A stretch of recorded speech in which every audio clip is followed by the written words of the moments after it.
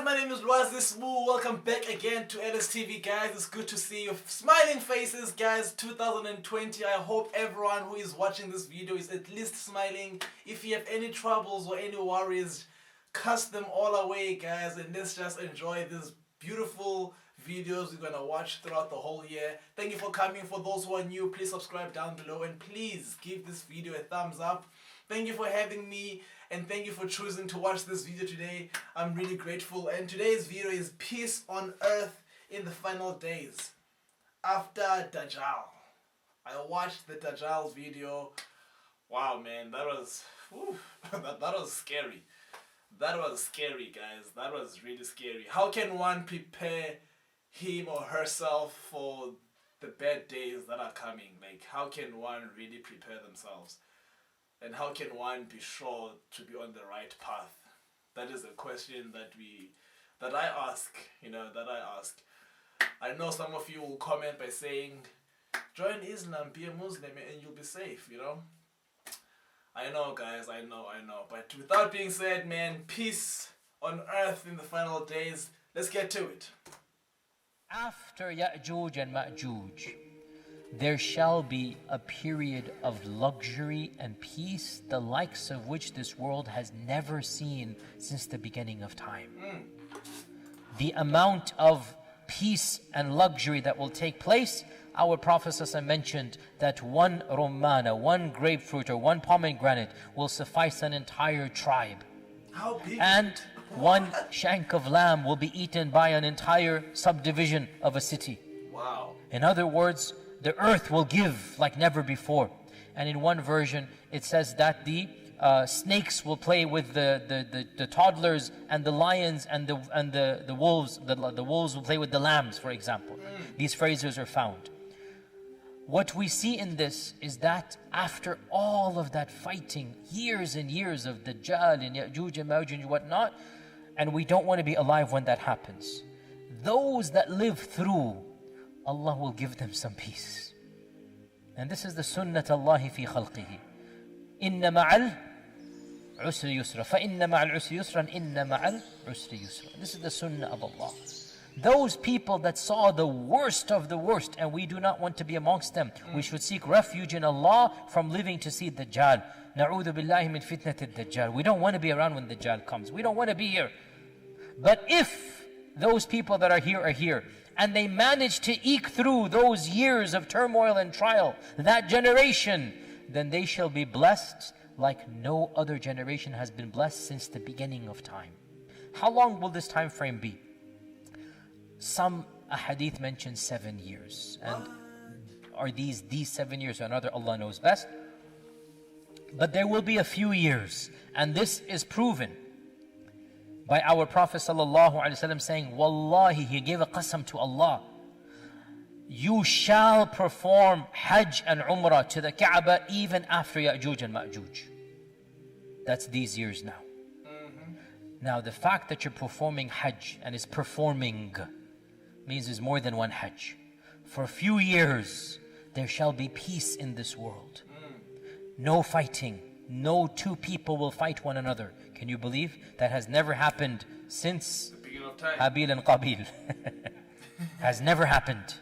But Allah will bless those people when they have seen how evil war is. For those years, no two people will ever have an argument. That's good, Khalas. Utter peace on this earth. I would like that. Now, unfortunately, what we learn with that peace and stability, some people's hearts, or maybe the next generation that is born or whatnot, their hearts will become hard and lack iman. And we'll explain why in a while. But these years will be the best years of all of mankind, but we don't want to live to see them because we have to go through something to see them. And eventually, something will happen. Isa will either die or whatnot, or Mahdi will die. We don't know when, by the way. And by the way, there are legends found that Isa, we can say sallallahu alaihi wasallam for Isa, we can say rahimahullah ta'ala. All of this is allowed for Isa and for any righteous person, by the way. Isa, rahimahullah ta'ala, and sallallahu alaihi wasallam, no problem, shall, according to some reports, die a natural death and be buried in the hijr of the Prophet ﷺ in Medina. Where do we get this from? By the way, this is not an authentic hadith, but there are such a hadith. Of them is the hadith of Abdullah ibn Amr ibn al-As, which is not authentic. I'm going to come to that the Prophet ﷺ is reported to have said, ينزل عيسى بن مريم إلى الأرض.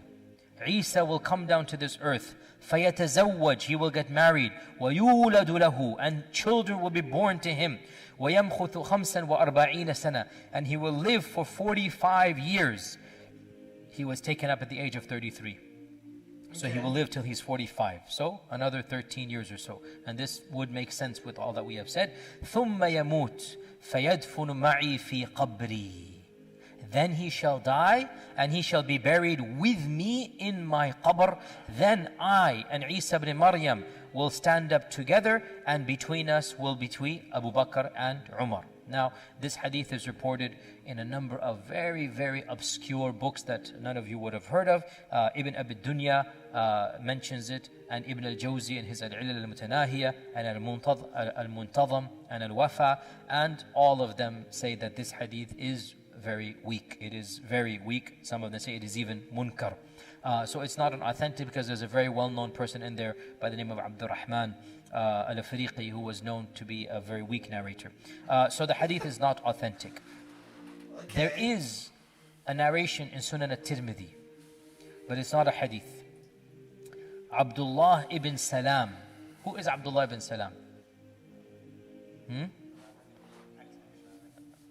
The ex-rabbi of Medina.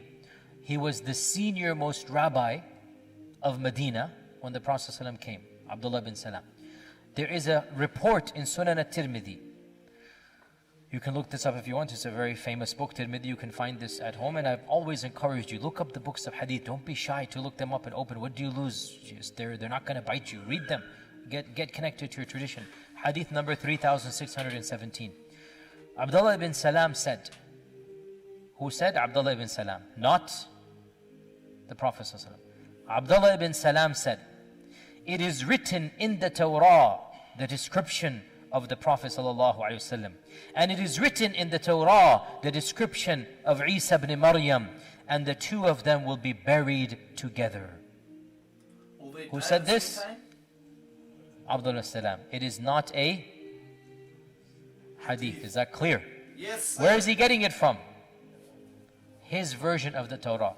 It's clearly not around in our times, by the way, right? Because realize the Jewish Arabs of that time, they have a different tradition altogether. Their traditions and their calendar is different. We know this. Again, I'm going to my tangents here, but anyway, they are not connected to the mainstream Jewish diaspora that was alive at the time. They have been disconnected for a few centuries or a few decades, at least a century, and so their beliefs and their books are slightly different. And that is very interesting, because then we get a window into a preserved Judaism that didn't exist in Babylon or in other places in the world, or in Jerusalem as well. But apparently, Abdullah ibn Salam has some books handed down generation to generation that the rest of Jewish folklore doesn't have anymore. And in it, he is saying, I am telling you that Isa and Muhammad are going to be buried together.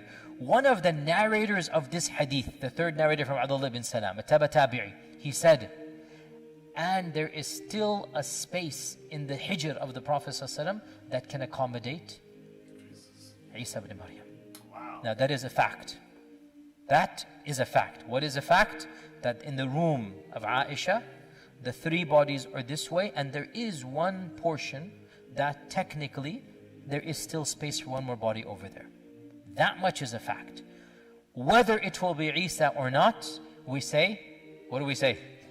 Very good. You guys are learning. Allahu A'lam. There's nothing authentic, but Abdullah ibn Salam is no joke.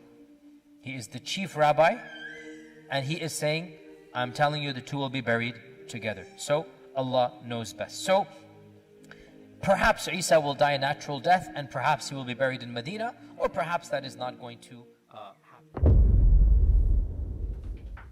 I like that, guys. I love that.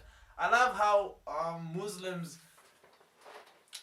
they consider Jesus as a prophet, and they have love for Jesus, you know? They have love for Jesus. Muslims love Jesus, to be honest, because they consider him as a brother. You know, they consider him as a prophet, which is quite good, which is really good. They love him so much. Like, they have respect and they have love for Jesus. I like that, guys. I like that a lot. This was pretty much informational, and I'll be happy to actually be in the final days where everything is good and there's no wars, there's no fighting, there's no stress. There's no stress about where your next meal is gonna come from, the rent, the lights. There's no stress about anything, guys. There's just peace upon everyone's heart and everyone's mind. And with that being said, man, thank you for watching, guys. I'll see you guys next time. And please subscribe down below, give this video a thumbs up, and I'll see you on the next one. Peace.